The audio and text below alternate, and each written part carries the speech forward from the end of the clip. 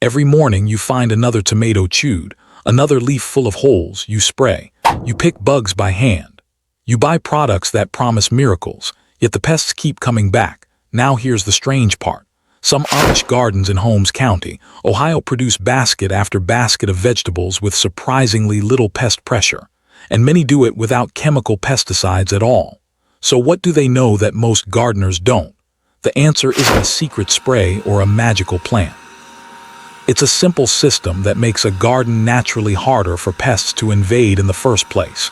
And the best news, you don't need acres of land to use it. Even if you're growing in a tiny backyard, raised bed, or small space garden, you can apply the same principles to protect your crops and harvest more food. Stay until the end, because the final technique is so easy that most people ignore it completely. Yet it could be the biggest reason pests keep avoiding well-planned gardens while attacking everyone. When I started looking into why some gardens seem to stay healthy while others become insect buffets, I expected to find a special homemade spray or an old-fashioned trick passed down through generations. But what I discovered was much more interesting. The real advantage isn't a single product. It's a completely different way of designing the garden. Many Amish growers don't wait for pests to show up before taking action. Instead, they build their gardens so that insects have a harder time settling in from the very beginning. Every planting decision, every row, and every companion crop works together as part of a larger system. That's the part most gardeners miss. They focus on killing pests after the damage appears. These gardens focus on preventing outbreaks before they start. And here's why that matters for you. This approach works especially well in small space gardens. When every square foot counts, you can't afford to lose plants to preventable damage.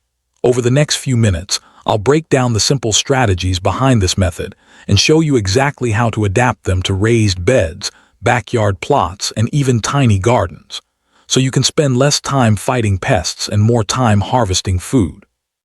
But before we get to the strategies, there's one Amish principle that surprised me most. It's so simple that most gardeners overlook it completely. Yet Amish growers treat it like the foundation of everything else. We'll tie it all together at the end. But once you see how it works, you'll understand why their gardens struggle less while gardens around them get ravaged. Here's what we're covering in the next few minutes. First, why diversity confuses pests. Second, what happens when you ignore soil health. Third, the spacing mistake that invites infestations. And finally, the simple habit that makes pests move on to easier targets. So let's start with the first strategy, and it'll probably surprise you how much control it gives you over your harvest. I'll be honest, I used to think the answer to pest problems was buying the next spray, the next powder, the next guaranteed solution. But here's what I kept noticing. Gardeners with one raised bed getting destroyed by aphids would post in forums asking for advice. And the responses were always the same. Spray more, try neem oil, rotate products. But when I started looking at Amish growers, specifically the ones I visited in Holmes County who manage multiple gardens in small, tight spaces, I noticed something completely different. These aren't gardeners who spray less by accident. They're gardeners who never needed to spray much in the first place. And it wasn't because they were using some secret potion. It was because their garden design itself made pests struggle to take over. The moment I understood that, everything shifted. I went from asking, how do I kill these bugs, to asking, why would a pest even bother settling in this garden? That's when the pattern became clear. And the first strategy is something you can start using immediately. Here's the biggest mindset shift that can transform the way you deal with pests. Stop thinking like an exterminator. Start thinking like a garden designer. Most gardeners wait until they see holes in the leaves, then rush to find something to spray. They react to the problem after it has already cost them time, energy, and harvest. But highly productive gardens, including many inspired by traditional Amish practices, take the opposite approach. Instead of asking, how do I kill these bugs? They ask, how do I create a garden where pests struggle to become a major problem in the first place? That one shift changes everything. When you focus on healthy soil, diverse planting, proper spacing, crop rotation, and companion crops, You're not just growing vegetables. You're building a balanced system that supports stronger plants and makes it more difficult for any single pest to dominate. This is especially powerful in a small space garden, where every square foot matters. If one bed is overrun, you can lose a large portion of your harvest. But when your garden is designed strategically, each section works together to protect the others and maximize productivity. The goal isn't to eliminate every insect. The goal is to create a resilient garden that keeps producing food with fewer pest setbacks and less intervention. And the first strategy to make that happen starts before you plant a single seed. The first Amish-inspired principle is surprisingly simple. Don't let your garden become a buffet with only one item on the menu. Many gardeners plant one entire bed with tomatoes, another with cabbage, and another with beans. It looks neat, but it also makes life easy for pests. Once they find their favorite crop, they have an endless food supply. Instead, many traditional Amish growers reduce pest pressure by mixing crops and encouraging diversity throughout the garden. The idea is to make it harder for insects to locate and spread across their preferred plants. Here's how you can apply this in a small space garden. Rather than filling an entire raised bed with a single vegetable, interplant using proven companion combinations. Tomatoes plus basil plus marigolds. Marigolds deter aphids and spider mites. Brassicas, cabbage, kale, broccoli, plus onions plus nasturtiums. Nasturtiums trap cabbage moths, beans plus lettuce plus dill. Dill attracts beneficial wasps that prey on caterpillar eggs. Root vegetables like beets or carrots interspersed with leafy greens to break up solid crop blocks. The key is creating what Amish growers call visual confusion. When pests scout your garden, they don't see a monoculture invitation. They see complexity. Imagine two tiny gardens side by side. One contains nothing but cabbage in perfect rows. The other combines cabbage with onions, nasturtiums, and different vegetables. If cabbage-loving pests arrive, the first garden offers an uninterrupted feast. The second presents a more complex environment where insects have to work to find their target, and often they don't bother. That simple design choice won't eliminate every bug, but it can reduce the likelihood of severe infestations while making better use of limited space.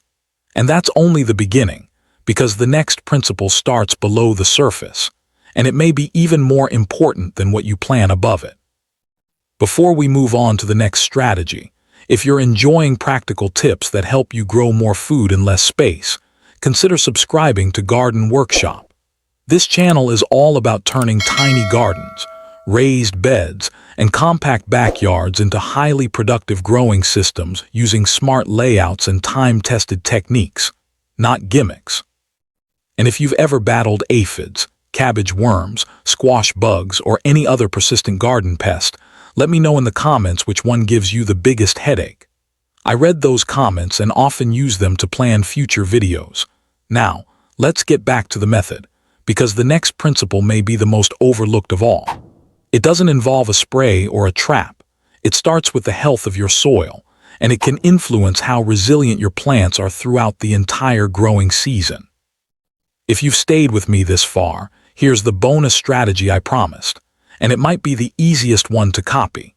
Keep your garden consistently harvested. Most people think pests are only attracted by what you plant, but many insects are also drawn to gardens filled with overripe fruit, dying leaves, bolting vegetables, and neglected plants that have been left in place too long.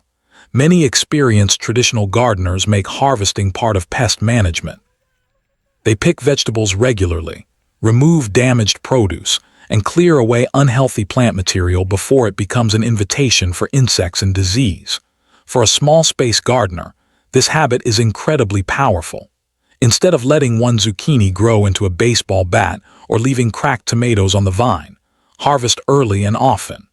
Remove heavily infested leaves, clean up fallen debris, and compost healthy material or dispose of diseased plants appropriately. A tidy, actively managed garden is often less inviting to pest populations than one filled with aging vegetation. Think of it this way. Pests are always looking for an easy opportunity. The cleaner and more consistently maintained your garden is, the fewer opportunities you hand them. It's a simple habit that takes only a few minutes each week, but over an entire growing season, it can make a remarkable difference in the health, productivity, and harvest of even the tiniest garden. One of the biggest mistakes gardeners make is assuming that more pest problems require more pesticides. In reality, constantly spraying without addressing the root cause often creates an endless cycle. You treat one outbreak, only for another to appear a week later because the garden system itself hasn't changed. But here are 3 mistakes that Amish growers almost never make, and most small-space gardeners do. 1. Ignoring soil microbiology. Many gardeners think healthy soil just means dark and crumbly. But Amish growers know it's about life beneath the surface. Weak soil with poor biology equals weak plants that can't defend themselves against pests. Strong, microbially active soil equals plants with natural resistance. You can have perfect spacing and diversity, but if your soil is depleted, insects will still find vulnerable targets. That's why compost and proper soil amendments matter so much. 2. Planting weak or stressed transplants. Asterisk pests are drawn to struggling plants. If you buy thin, pale, root-bound seedlings from a big box store, you're basically inviting infestations. Amish growers either start their own seed indoors or buy from local growers.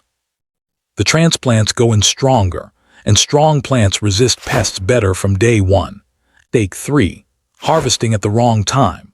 Most gardeners think harvesting is about ripeness, but Amish growers harvest with pest avoidance in mind. Pick tomatoes just before they fully ripen, they ripen off the vine. Harvest leafy greens at their most tender stage, less attractive to older pests, and remove anything overripe or damaged immediately. A crop that sits on the plant too long becomes pest magnet bait. The most productive small-space gardens aren't necessarily the ones with the most expensive tools or treatments. They're the ones where every decision, from soil prep to harvest timing, supports the same goal. A garden pests would rather skip. Before you head back to your garden, let's quickly review the biggest takeaways. First, stop fighting pests only after they appear. The best defense is a garden that's designed to discourage major infestations from the start. Second, increase diversity by mixing crops, herbs, and flowers instead of planting large blocks of a single vegetable. A varied garden is often more resilient and can help support beneficial insects. Third, focus on prevention over reaction. Healthy soil, proper spacing, crop rotation, and regular observation all work together to reduce pest pressure. Fourth, harvest consistently and keep your garden tidy. Removing overripe produce and damaged plant material can make your space less attractive to pests while improving overall productivity.